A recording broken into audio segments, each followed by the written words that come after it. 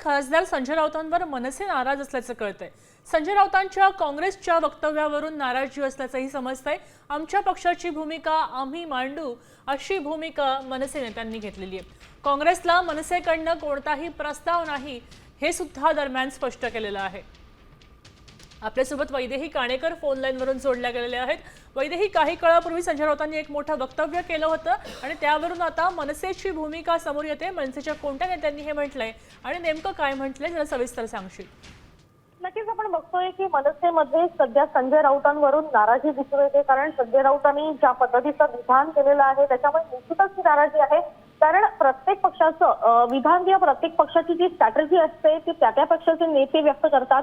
संजय राऊत हे त्यांच्या पक्षाचे नेते आहेत, मात्र मनसेच्या भूमिका ज्या आहेत त्या मनसेचे नेते आणि प्रवक्ते भूमिका जी आहे ती नक्कीच माध्यमांसमोर मांडतील। त्याच्यामुळे काँग्रेस सोबत जाण्यासंदर्भात जे विधान संजय राऊतांनी केलेलं आहे यावरून ही नाराजी असल्याचं संदीप देशपांडे यांनी व्यक्त केलेलं आहे। सोबतच ही नाराजी जी आहे ती एकूणच कुठेतरी एक युतीसाठी एक मिठाचा खडा देखील ठरू शकते असंही चर्चा सध्या मनसेमध्ये रंगताना बघायला मिळते। त्याच्यामुळे ही नाराजी एकूणच ज्या पद्धतीचं वक्तव्य केलेलं आहे त्यावरून मनसेमध्ये सध्या दिसून येते।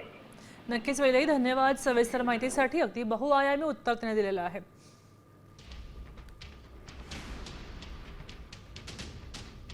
आता isakal.com आहे देशातील नंबर 1 ची मराठी न्यूज वेबसाईट। प्रत्येक अपडेटसाठी isakal.com ला नक्की भेट द्या।